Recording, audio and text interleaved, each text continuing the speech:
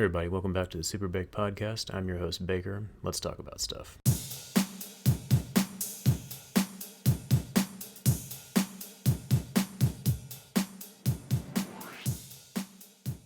Hey everybody, welcome back to the show. Apologies for not being better about uploading episodes lately. I've had some personal things going on, so I've been dealing with that. So I haven't really had a lot of time the last couple weeks to get episodes up, but that's going to change moving forward. I'm definitely going to try to be better about sticking to my regular schedule, trying to get an episode uploaded at least once a week. So trying to stick to the Friday, Saturday release schedule again. So hopefully, be able to get back into that rhythm. So today, I think I talked about this last time. One thing I wanted to go over was just my review for the Last of Us series on HBO. I finished that series a couple of weeks ago. This is kind of an off-the-cuff review. I really didn't have a lot of time to put together, write down my thoughts on this. So if it's a little bit jumbled and stuff, sorry. Just had a lot going on. So this is just going to be kind of off-the-cuff, just my general thoughts on the show. Of course, as always, spoiler alert, if you haven't seen the show and haven't played the game, just consider this your warning on that. Yeah, it was one thing I thought that was interesting about the show was that it was only 9 episodes long, which I thought was very interesting, because most series, I think, are 10 episodes generally. I thought that was interesting that they chose to make it 9 episodes. But just to briefly give my background on the Last of Us series, I have played the games, parts 1 and 2. Granted, it's been, probably at least 10 years, I think, since I played the first one. I do really like the game. I will be honest, I remember the bigger moments in the game. I don't remember some of the more smaller moments, and I didn't watch like a YouTube video, like a compilation video of all the freaking cutscenes and everything spliced together for this. So I think this is very much kind of an impromptu video. I just wanted to get something up, but I mean, I remember the bigger moments. I remember the story. The story follows a character, Joel Miller, in the post-apocalyptic Earth, that is trying to survive after the cordyceps virus basically wipes out most of humanity. And the people that it infects, it turns them into essentially zombies, but zombies that have like fungus growing out of them. And basically he meets this girl named Ellie who appears to have she seems to be immune to the virus. She can get bitten by the infected and it doesn't really have any impact on her, any effect. And so he has to take her on this cross-country journey to this research facility because she may hold the key to creating potentially a vaccine or a cure for the virus and saving tens of millions of lives, basically saving humanity and giving them a chance. And that's essentially the story in a nutshell. In the show, Joel is played by Pedro Pascal, who is very quickly becoming one of my favorite actors in Hollywood right now. And Ellie is played by Bella Ramsey. And the two really are kind of the central focus of the story. Right off the bat, I do want to say this is probably one of, if not the best video game adaptations that I've seen in a long time. It's really good. I mean, it's not perfect, no show is, and I'll kind of go over, just some of the criticisms I have for the show. But overall, yeah, this and like the live action Sonic movies are kind of giving me hope that maybe we're entering a new era where we're actually going to get decent, well-made video game adaptations, hopefully. Granted, this isn't a movie, this is a show, so they have more time to develop the story and the characters that they wouldn't have during a movie, but still, I mean, it's still something. And each episode does feel pretty big in scope, even if they're only like, I think, 45 minutes to an hour long. But yeah, I'll go over just some of the things I liked about it, some of the things that I maybe didn't like about it, and just kind of give you my overall thoughts on the show. But yeah, essentially I went over the cast. Bella Ramsey, who you remember from Game of Thrones, she played the young Lady Mormont, I think, and that's the last 2 seasons of the show.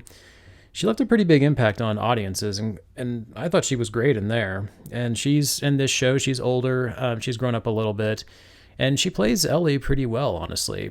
I know there's been some people have made some complaints that she doesn't really look like Ellie, so she wasn't the best fit, but honestly, I didn't mind too much. Like, I can forgive a show when the characters don't look exactly like their video game or comic book counterparts or whatever. I mean, it doesn't really bother me that much.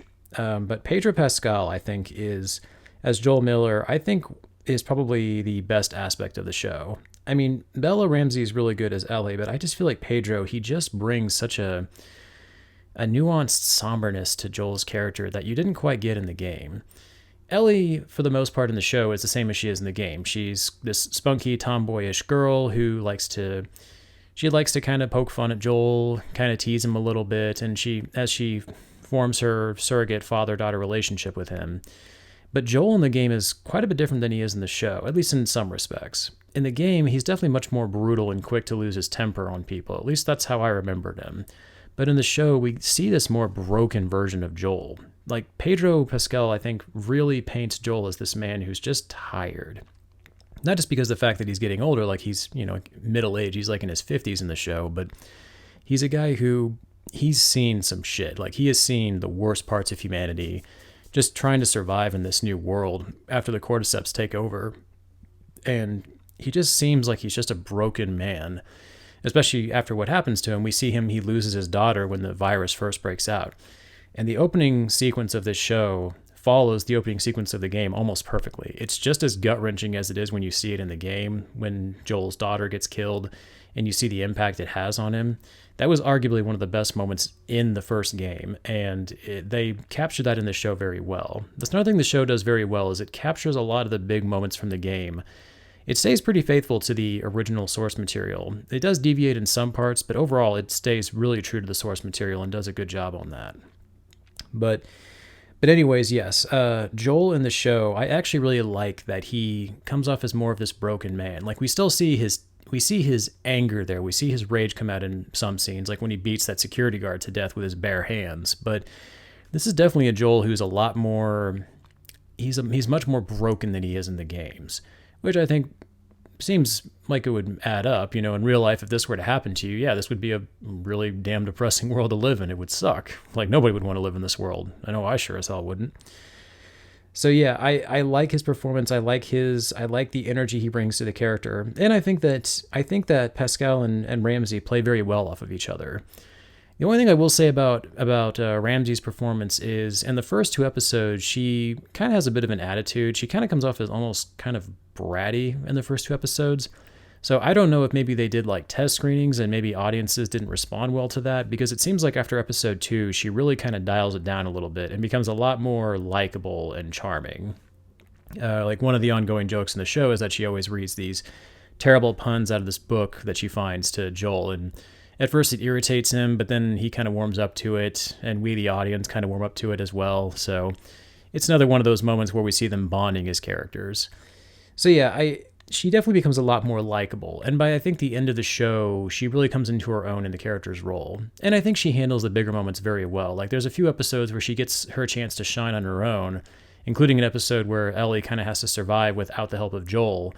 And we really get to see Ramsey, show her acting chops in those moments. I think she definitely is proving that she's got some range and depth as an actress. So I'm excited to see where she goes after the show. Hopefully we'll see her in more things. It'd be cool if we could see her in like future Game of Thrones stuff. Like, I don't know if they're going to do another season of House of the Dragon. I thought I heard that they were planning on it. It'd be cool to see her return in Game of Thrones, but maybe in a different role. I don't know. I mean, I know it'd be kind of weird if she played Lady Mormont, but I don't know.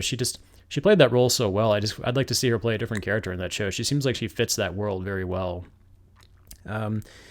Another thing about this show with the casting that I thought was cool was Nick Offerman is in the show as the character Bill from the games. And we get to see more of Bill's background. We get a whole episode devoted to Nick Offerman's character.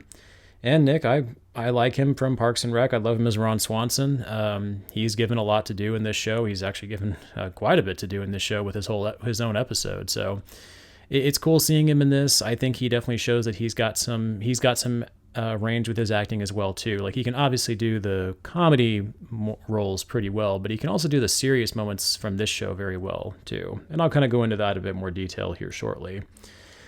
Another thing that I thought was really cool in the casting was Ashley Johnson, who actually played Ellie from the games, is in this. She has a very small cameo in one of the episodes, and I'm not going to spoil that.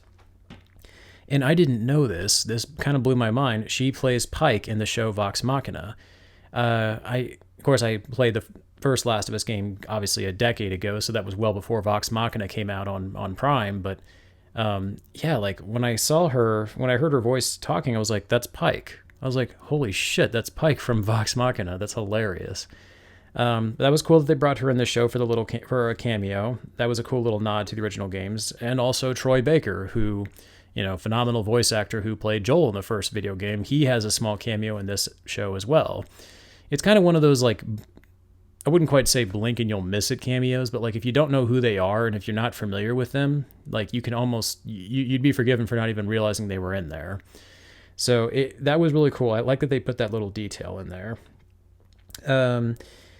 Melanie Lynskey is also in this show, and this is where one of my criticisms for the show is going to come in. She plays one of the antagonists of the show. I wouldn't really say she's a main antagonist because she's only in, like, I think 1 or 2 episodes, but yeah, I mean, this is nothing against Melanie Lynskey, but man, her as the villain Kathleen, like, she doesn't leave much of an impact, and I'm sorry, I kind of feel like she was a little miscast in this show. Like, her soft, kind of high-pitched voice just doesn't fit, like, the villainous character that she's supposed to be portraying in this. I don't know, I can't help but wonder if maybe someone else would have been better suited to that role. And it's nothing against Lynskey. I think she's a fine actress. I just don't know if this particular role was a good fit for her. So, and I've seen a lot of people say similar things about her. I don't know. For me personally, it just didn't really do much. But yeah, the rest of the cast in the show, they all do a really good job. John Hannah from the Mummy films, I knew I recognized him. He's in one of the flashbacks in the show. I love the flashback sequences of the show where they kind of give you an idea of like they give you little snippets of how the virus first came to be and the infection started to spread. And those moments, like those flashback moments, are actually really good and pretty creepy too. They give us just enough to whet our appetites, but it doesn't overstay its welcome. But seeing John Hannah in another performance, I think was really great. He was always one of my favorite aspects of the original Mummy trilogy with Brendan Fraser, so it was cool seeing him in this again. But yeah, the rest of the cast, they all do a really great job. The one thing I want to talk about too, a couple things I want to talk about. I mentioned before there were some things about the show that I didn't really, I wouldn't say I disliked them, but they were definitely things that I found either distracting or just I don't know if I felt like they really added much to it. So one big thing of contention in the show is I think it's episode 3 with Nick Offerman's character, where they focus more on Bill's past and his relationship with the character Frank. Now, again, I don't remember Bill too much from the game. I vaguely remember his character. I don't think they really go into his past that much in the original game.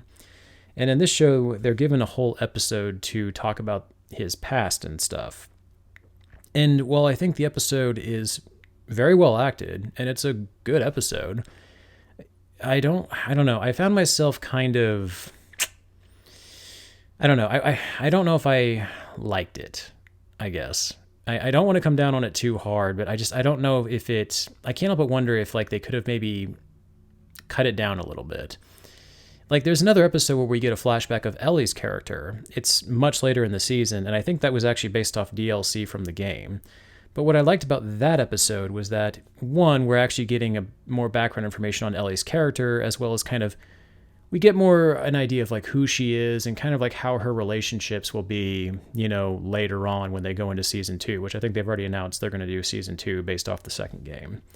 So it kind of leads into that a little bit. Like if you play the games, I think you'll kind of know what I'm talking about. Like it kind of informs the audience of like, okay, this is kind of like how Ellie's relationships are going to be. This is the kind of, this is the direction her story is probably going to go in. So that I liked. I liked that episode. It informs us more about her character. But Bill's backstory, I guess the 2 biggest problems I have with it were, one, it felt odd that we were giving this specific character this much background when we have characters like Tess, played by Anna Torv, who looks familiar. I can't think of where I've seen her before. She reminds me of Samantha Ferguson, kind of. But Tess is Joel's basically significant other throughout the apocalypse, and we don't really get any background on her character. So I just thought it was interesting that this one character, Bill, who we don't really know anything about him, he's not really introduced to the audience before his episode. It just felt weird that they chose to do an entire episode for this one character. I guess, and that's kind of where one of my biggest problems with the show is. whenever the show deviates from Joel and Ellie and their journey, I feel like it really does kind of go downhill. There's another episode, like when they introduce Melanie Lynskey's character, and they kind of focus on her for a little bit. Not the entire episode, it does go back to Joel and Ellie's character, of course, but it just feels like any time the focus of the show shifts away from Joel and Ellie, I just feel like the show, it feels like the momentum kind of slows down a lot, at least for me. So, I don't know, I guess with Bill's episode, I would have preferred it if maybe they could have maybe given us little flashbacks of his character and kind of what happened to him and what happened with him and Frank and all that stuff. I think if we had gotten that, I think that would have been a little bit better, and then kind of cut back to Joel and Ellie as they're making their way towards his house to get supplies.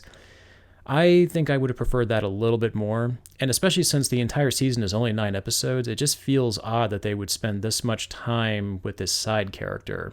That, again, I mean, as far as I can remember, we're not really introduced to them prior to this episode. I think they're mentioned or something like that, but that's really it.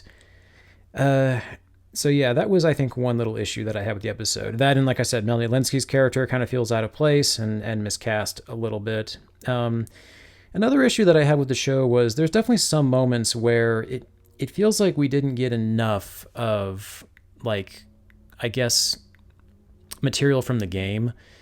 So for example, like some things felt a little bit rushed, like the ending. And again, I don't want to go over the ending too much in case you haven't seen it. I kind of want to leave that for you to see for yourself. But like the ending of the show felt very rushed, and it kind of ends very abruptly too. And it would have been nice if we could have just gotten more of that. Like I would have liked to, if we could have gotten more scenes with like Joel and Ellie, like making their way through the cities. Because that was a big thing that I remember from the game was like, you play as Joel and, Ellie kind of follows you around, and there's a lot of little moments in the game where like they're talking to each other and they're conversing, and as they're making their journey, you get these small little slice of life moments with the characters. I can't freaking talk. And I think that was really what kind of helped sell that game to me. It made it feel real. Like it made it feel like a lived-in world. Like these were two characters who actually existed and could actually bounce ideas off of each other in conversations. And yeah, we do get that in the show a little bit, but I think because it has a shorter runtime than a game does, where you can spend a lot of time with a video game, as much as you want, essentially, obviously they only have so much time for dialogue. But again, that kind of goes back to my original point of, then why wouldn't they just, instead of having that entire episode devoted to Bill's character, why not have more of it devoted to Joel and Ellie so we could kind of develop their relationship more? So it is what it is. I mean, I don't think it hurts the show too much. I would have liked it if we could have gotten more focus on them. Something else I would have liked to have seen from the games as well is a big part of the game was item management, kind of like with the Resident Evil series. In The Last of Us especially, though, you have a very limited amount of ammunition and supplies that you have, which makes combat that much more tense because you really have to carefully consider, how am I going to approach this situation?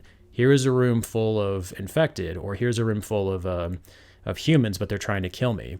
And I've only got like 6 bullets in my revolver. Do I risk going in there and wasting all my ammo on them, and then only to be ambushed by a bunch of infected later on?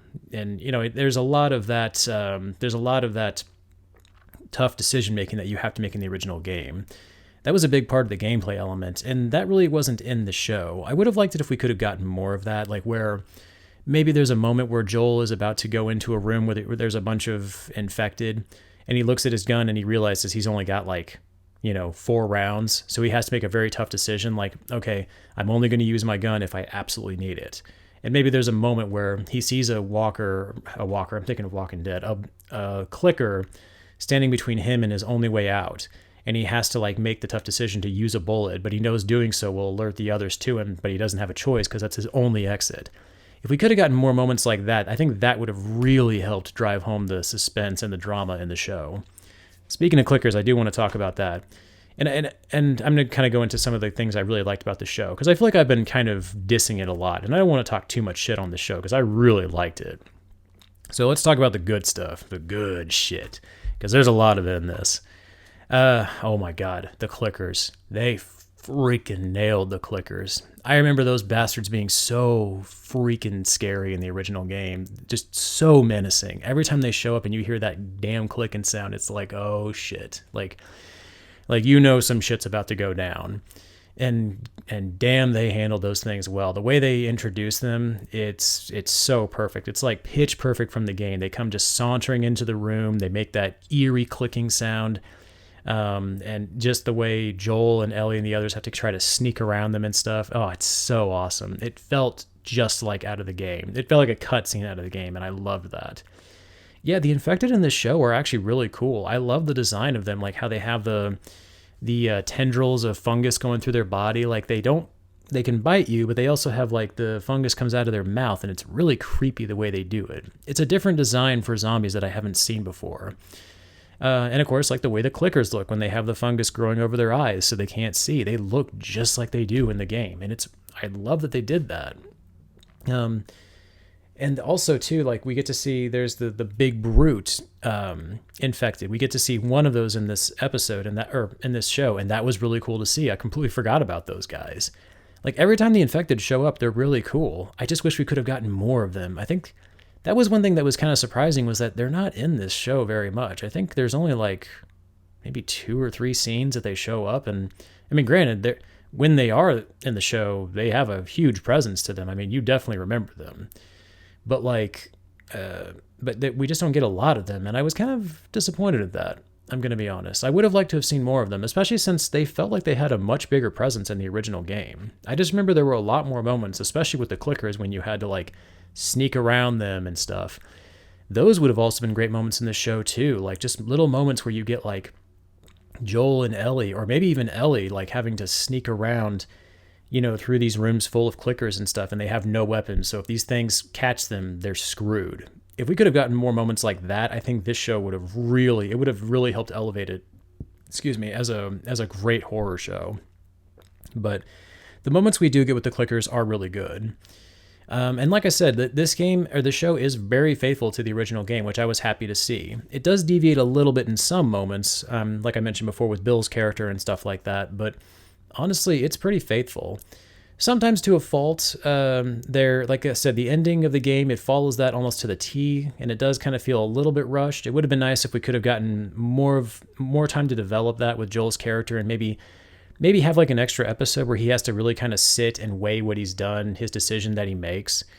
So, I mean, I would have liked if we could have gotten more of that from the episode, or from the show, but I mean, as it is, I think it still does very well. Like, the original game is really good and still holds up. Like, I think they re-released like a HD remaster of it or something like that, The Last of Us Part 1, which I haven't played yet, but one of my buddies has, and he really liked it. I mean, it's The Last of Us. You can't go wrong with those games, But yeah, I mean, on the whole, I would say this show is one of my favorite. I would probably put it in my top 5, if not top 3 video game adaptations. It does a good job of being a faithful adaptation of the source material. It does deviate in some moments, but I think that it stays true to the original game enough that it feels like it was made by people who really love the game. I think, actually, I need to look this up real quick, but I thought I saw somewhere that like the director for the show was the guy who worked on the game. I'm going to double check real quick. I just want to see. Let's see. Because I thought I saw it was Neil Druckmann, who I think did direct the game. Let me double check real quick. Neil Druckmann. I should have researched this before I did that. Yes, he worked on Uncharted and The Last of Us series. And I want to say that he also worked on the show too, but let me double check real quick. Sorry, I don't mean to hold up the podcast for that. Let's see. Wikipedia. Just want to see what he did. Okay, let's just do this. Who directed The Last of Us series?